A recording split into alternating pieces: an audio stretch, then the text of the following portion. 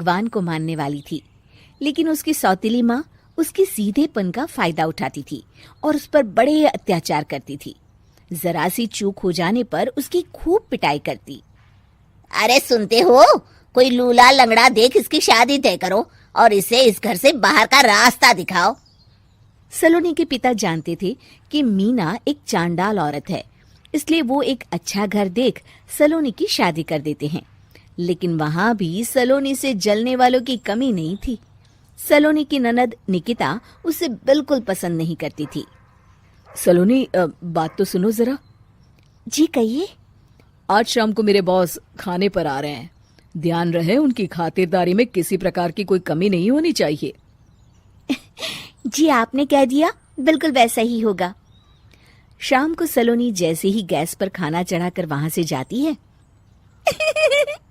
अभी इसके खाने का स्वाद बढ़ाती हूँ।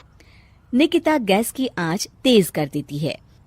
थोड़ी देर में देखते ही देखते सारा खाना जल जाता है और पूरे रसोई घर में चारों तरफ धुआं फैल जाता है। अब आएगा मजा। माँ जल्दी आओ, यहाँ देखो सलोनी ने किचन में आग लगा दी। अरे तेरा सत्यानाश हो, कल मुही तूने ये क्या कर दिया? सलोनी की सास उसे बहुत डांट फटकार लगाती है। तभी मोहन अपने बॉस के साथ घर में प्रवेश करता है। अरे भाई मोहन, ये क्या तुम्हारे घर का क्या हाल हो रखा है? लगता है खाना जल गया है। चलो खाने का प्रोग्राम कैंसिल करो, मैं अपने घर जाके खा लूंगा। सर दरअसल सर मुझे माफ कर दीजिए। अरे कोई बात नहीं, घरों में ये छोटी मोटी बातें होती रहती है। मैं समझ सकता हूँ, फिक्र मत करो, मैं नाराज नहीं हूँ और इस बात का तुम्हारे प्रमोशन पर भी कोई असर नहीं पड़ेगा। चलो अब चलता हूँ मैं। बॉस के जाते ही मोहन सलोनी पर भड़क उठता है और उसे खूब खरी खोटी सुनाता है। भगवान, मेरी माँ तो कहती थी कि अच्छे लोगों के साथ हमेशा अच्छा होता है, फिर मेरे साथ ही बुरा क्यों होता है? आखिर मेरी गलती क्या है? तभी आकाशवाणी होती है। बेटी, अब तुम्हें कोई दुख नहीं दे पाएगा। तुम्हारा बुरा सोचने वाले के मन की सारी बातें तुम पहले ही जान जाओगी। अगले दिन सलोनी निकिता को चाय देने उसके कमरे में जाती है। तब निकिता के मन में कुछ बातें चल रही थी। कल तो मैंने सिर्फ खाना जलाया था, अब तू देखती जा सलोनी, तेरा इस घर में जीना हराम कर दूंगी।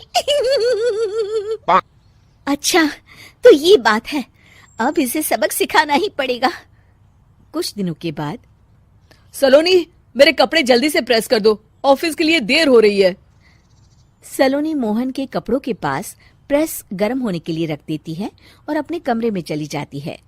तभी हॉल में निकिता आती है। सलोनी चुपके से उसे देख रही होती है।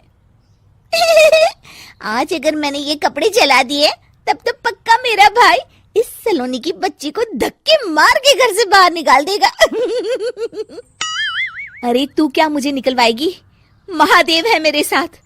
ठहर जा निकिता, आज तो तेरी खैर नहीं। सलोनी अपने पति मोहन को बुला लाती है और निकिता की सारी करतूत दिखाने लगती है। निकिता गर्म प्रेस मोहन के कपड़ों पर रखकर अपने कमरे में चली जाती है। मेरी बहन इतनी बड़ी चालबाज निकलेगी, मैंने तो सोचा ही नहीं था। मुझे माफ कर दो सलोनी, मैं तुम्हें गलत समझ रहा था। मोहन निकिता को बुलाकर उसे खूब डांट फटकार लगाता है। उस दिन के बाद से सलोनी की जिंदगी पूरी तरह बदल जाती है। सलोनी हर किसी के मन की बात सुन लेती थी। दूसरी तरफ निकिता का कोई भी दांव सलोनी पर नहीं चलता था और आखिरकार वो भी सलोनी के आगे घुटने टेक देती है। फिर एक दिन सलोनी की सास की सहेली ममता अपनी बहू कविता के साथ वहां आती है।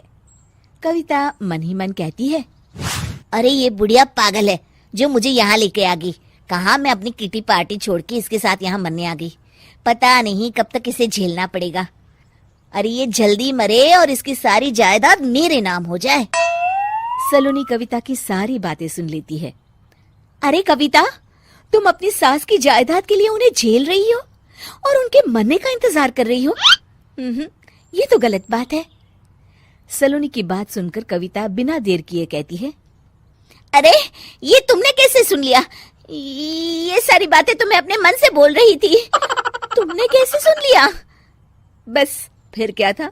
ये सुनते ही कविता के बगल में बैठी उसकी सास उसकी चोटी पकड़ लेती है। क्यों रे कलमुही, तू मेरे बारे में ये सब सोचती है?